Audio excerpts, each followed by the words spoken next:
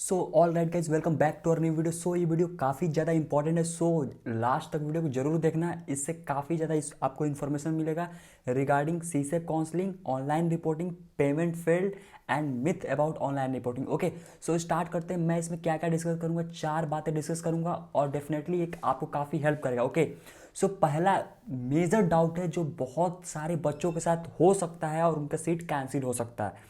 सो अगर seat cancel होने से बचाना है तो ये वीडियो जरूर देखना है, ठीक है।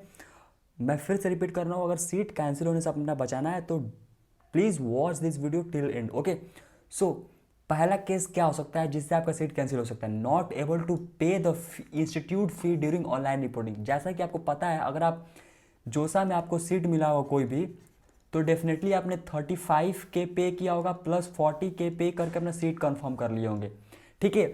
और जब आप इंस्टीट्यूट को ऑनलाइन रिपोर्टिंग कर रहे होगे तो उसके बाद भी आपको कुछ ना कुछ पेमेंट करना होगा। इंस्टीट्यूट का जो भी फ़ी होगा, सेमेस्टर फ़ी जो होगा, ये 75,000 माइनस करके लेट से मान लेते हैं 50K होगा, किसी का 40K होगा, किसी का 75K होगा, ऐसे कुछ करके कुछ कुछ ट्रिपल आईटी में ज़्यादा होगा, ठीक है।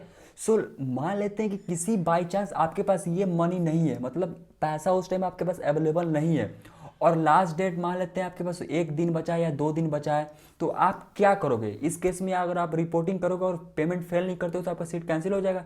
लेकिन मेरे पास इसके लिए बहुत इंपॉर्टेंट सॉल्यूशन है। पहला सॉल्यूशन क्या है कि अगर ऐसा केस होता है आपके साथ कि आपके पास इंस्टीट्यूट पे करने के लिए, फी पे करने के लिए आपके पास पैसा नहीं है, तो आप इस केस में इंस्टीट्यूट को ऑनलाइन रिपोर्ट मत करो।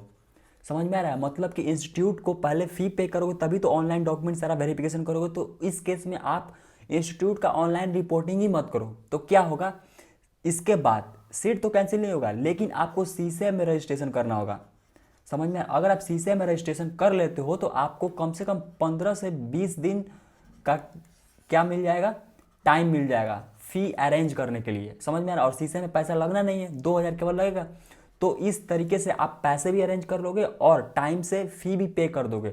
और मैं ऐसा क्यों बोल रहा हूँ, क्योंकि बहुत सारे कॉलेज में लाइक ट्रिपल आईटी पुणे में भी फी पेमेंट करने में बहुत सारा एसबीआई का सर्वर इशू आ रहा है। That's why I am making this video. Okay, so ये आपके लिए तरीका है। और अगर आप सीसे में जा रहे हो तो डेफिनेटली आप हम लोग सीसे पेड काउंसलिंग जरूर ज्वाइन करना। ये बहुत ही कम कॉस्ट में आपको बहुत अच्छा सर्विस मिल जाएगा। Phone call support, choice filling, PDF, सब कुछ विद इन 399। ओके, ओनली 399 में आपको अच्छे से सब कुछ गाइडेंस मिल जाएगा A to Z। ओके, जो भी आपको जरूरत होगा कॉलेज से रिलेटेड, सारी हेल्प, एडमिशन से रिलेटेड सब कुछ क्वेरी सॉल्व किया जाएगा। Okay, so do must join this counselling. Okay, so दूसरा डाउट पे आते हैं, payment failed and money get deducted. बहुत लोगों के साथ ऐसा हो रहा है कि उनका पेमेंट फेल्ड हो जा रहा है। सो बहुत लोग डर जा रहे हैं कि वो पेमेंट करें कि ना करें। तो मैं पहला सलाह दूंगा कि जब भी आप पेमेंट करते हो, समझ में आ रहा है, तो जब भी पेमेंट करते हो तो डेफिनेटली जब भी पेमेंट करो ना, आप कोई भी जब स्क्रीन ओपन होता है, मान लेते हैं कि पोर्टल ओपन होता है, मतलब कि जब ओटीपी आप सबमिट करते हो तो उसके बाद एक पोर्टल ओपन होता है, तो वहाँ पे एक ऑप्शन आता है कि पेमेंट सक्सेसफुल हो गया। समझ में आ रहा है? लेकिन वहाँ पे थोड़ी देर आपको वेट करना है, रिफ्रेश नहीं करना है। अगर आप रिफ्रेश करते हो तो 90% चांस है कि आपका पेमेंट फेल हो जाएगा। आप थोड़ी देर वेट करो, 10 सेकंड 20 सेकंड जब वेट करोगे तो अपने आप गो बैक का एक ऑप्शन आ जाएगा, तब उस पर क्लिक करो, आपका पेमेंट हमेशा सक्सेसफुल होगा। तो ये सारे केस की वजह से क्या हो रहा है, पेमेंट फेल हो जा रहा है और मनी भी, पैसा भी कट जा रहा है। समझ में आ रहा है? और फिर जोसा के पोर्टल पे शो कर रहा है कि आपको पेमेंट करना है। तो अगर मान लेते हैं किसी के साथ हो गया ऐसा, पेमेंट फेल्ड हो गया, मनी डिडक्ट हो गया, तो इस केस में उसके पास 2 ऑप्शन है। पहला ऑप्शन कि वो क्या करे, फिर से 40K पे कर दे अगर उसके पास पैसा है तो। अगर नहीं है तो दूसरा ऑप्शन क्या है कि वो क्या करे, सीसे में पार्टिसिपेट करे। तो डेफिनेटली अगर वो 40K नहीं पे करेगा तो डेफिनेटली इसका जो जोसा वाला सीट होगा वो कैंसिल हो जाएगा।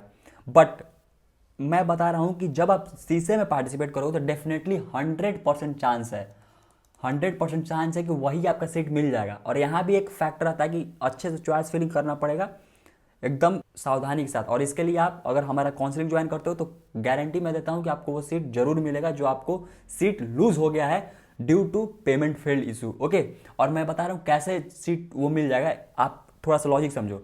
मान लेते हैं आपका रैंक 7,000 है, ठीक है, और आपको मान लेते हैं कोई पुणे का कॉलेज मिला है, ठीक है। मैं एक नॉर्मल एग्जाम्पल लेता हूँ, मान लेते हैं सीएससी मिला है, ठीक है। और आपने ये क्या किया कि पेमेंट फेल की वजह से ये आपका सीट लूज हो गया। और मान लेते हैं कि आपका CRL रैंक कितना है, OBC कैटेगरी मान लेते हैं कि 30 के है, ठीक है। ओके, अब ये तो सीट एक वैकेंट हो गया, ठीक है। और किसी का मान लेते हैं 35 के है, ठीक है, और उसने भी पुणे का CSE भर दिया, तो डेफिनेटली पहले तो आप ही को मिलेगा, क्योंकि पहले आपने भरा हुआ है, समझ में आ रहा है। तो बहुत ज़्यादा चांसेस हो जाते हैं कि आपको पहले वो सीट मिल जाएगा, समझ में आ रहा है, और बाद में अगर सीट खाली होता है तो उसको मिलेगा। तो 100% चांस हो जाता है कि मतलब बहुत श्योरिटी हो जाती है कि आपको वो सीट मिल जाएगा जो सा वाला जो कैंसिल हो चुका है। ओके, ऑल राइट, ये तरह दूसरा सॉल्यूशन। और पहला सॉल्यूशन है कि पहले आप दोबारा 40K पे कर दो, ठीक है। और तीसरा क्वेश्चन क्या है, मिथ अबाउट ऑनलाइन रिपोर्टिंग। बहुत लोगों को ये डाउट आ रहा है कि क्या हमको जब 40K पे कर दिए हैं तो क्या हमको ऑनलाइन रिपोर्टिंग करना है। अगर आप CSAB में नहीं जाना चाहते हो तो डेफिनेटली आपको करना है। अगर आप CSAB में जाना चाहते हो तो डेफिनेटली आपको नहीं करना है, समझ में आ रहा है। अदरवाइज आपको लॉस होगा।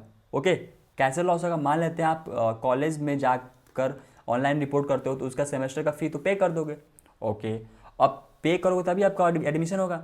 अब मान लेते हैं कि आप CSAB में गए और आपको दूसरा कॉलेज मिल गया, मान लेते हैं कि कॉलेज चेंज हो गया, तो फिर ऐसा तो नहीं होगा कि वो कॉलेज से पैसा ट्रांसफर होगा, नहीं, जोसा और CSAB से ही पैसा ट्रांसफर होता है, कॉलेज टू कॉलेज नहीं होता है, समझ में आ रहा है। जो जोसा में सीट है वही सीट का पैसा जो होगा वो दूसरे कॉलेज में ट्रांसफर होगा, इंटर कॉलेज नहीं होता है, समझ में आ रहा है। तो ये बात आप लोग ध्यान रखिएगा। अगर आप एडमिशन ले लिए हैं अगर किसी में जाकर जोसा के बाद, तो वो पैसा फिर दूसरे कॉलेज में नहीं जाएगा अगर आप CSAB में जाएंगे तो, समझ में आ रहा है। तो ये बात का ध्यान रखिएगा। अब इसमें क्या है, CSAB काउंसलिंग, तो CSAB काउंसलिंग डेफिनेटली आपको ज्वाइन करना चाहिए। क्यों, क्योंकि इसमें बहुत ज़्यादा चांस हो जाते हैं कि अगर आपको कोई कॉलेज मिला है तो ऊपर कॉलेज या आप जोसा में कोई गलती की हो तो उसको सुधारने के लिए आपको CSAB काउंसलिंग एक मौका जरूर देता है कि आप अपना चॉइस फिलिंग अच्छे से करके एक बेटर सीट ग्रैब कर सकते हो। उसके लिए एक अच्छा काउंसलिंग करना चाहिए आपको, काफ़ी अच्छे तरीके से चॉइस फिलिंग और सारे स्टेप्स काफ़ी सही से करेंगे तो डेफिनेटली आपको एक अच्छा सीट मिल जाएगा। सो फाइनली मैं कहूँगा कि आप हमारा CSAB काउंसलिंग ज्वाइन करो। और बहुत ही कम प्राइस मैंने रखा है, 399 ओनली, ठीक है।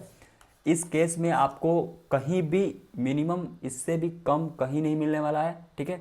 और काफ़ी अच्छे से सर्विस मिल जाएगा आपको, फ़ोन सपोर्ट, ये वन एट ए टाइम नहीं है, ठीक है। कभी भी जब तक CSAB काउंसलिंग होता रहेगा तब तक आप कॉल करके कोई भी अपना डाउट पूछ सकते हो, कोई भी क्वेरी होगा सॉल्व किया जाएगा। Okay, so thanks for watching this video.